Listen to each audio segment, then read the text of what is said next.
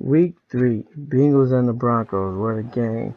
The game started out with some excitement. Jeremy Hill had a 50-yard run short of the goal line, then he plunged in from 3 yards out for the touchdown to start the scoring off. The Bengals 7, Broncos nothing. But it didn't stay that way. Trevor Siemian is truly an excellent quarterback coming in for the Denver Broncos. He is putting up more points this year than they had last year at this time. Once again, his excellent play, no mistakes, no turnovers at all, is leading the way for the Broncos for their 0-3 start. The Bengals, on the other hand, have stumbled twice, this time to the Broncos, which gives them a 1-2 start on the season. But they did have some exciting plays. But something's wrong with the Bengals uh, scoring offense and stuff with the pass. They have not thrown enough touchdowns with the pass, and they're not too scoring a lot of points in the red. Trevor Siemian had a couple of touchdown passes to Emmanuel Sanders, 141 yards, and he had another touchdown pass to Emmanuel Sanders for 7 yards. Simeon is truly playing great at this time. I really can't stress that enough for a rookie to come in, you know what I'm saying, and just start like this.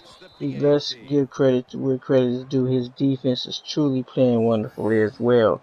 You know what I'm saying? I can't see the Denver Broncos not making it back to the Super Bowl, and depending on who their opponent is, winning it.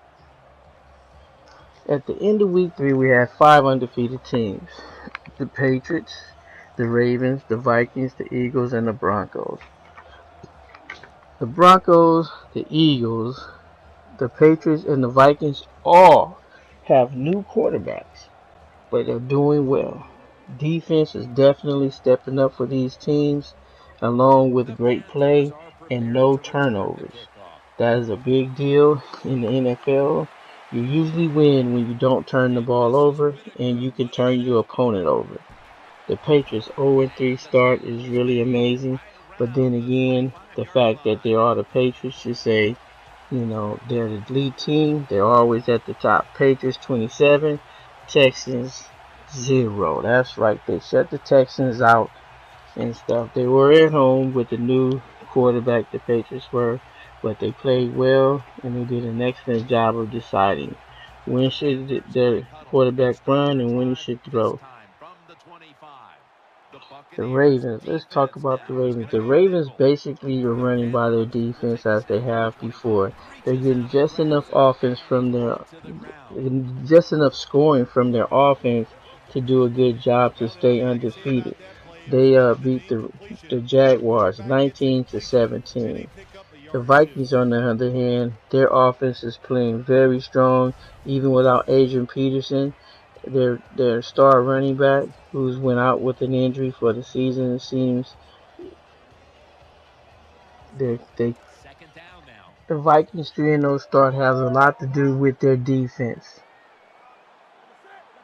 The Vikings 3-0 start has a lot to do with their defense, although their offense is putting up nice numbers, and despite who has to play. The Vikings are starting a new to quarterback, but he's not a rookie. He's just new to this team. The Panthers are not doing well at all. Let's face it, Cam Newton is holding the ball way too long.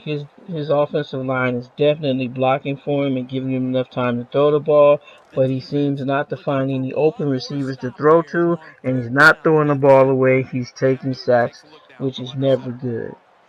The Eagles 3-0 start is very nice. Then they're putting up lots of points on offense and they're getting plenty of play on defense. Let's say the Eagles 34 against the Steelers 3.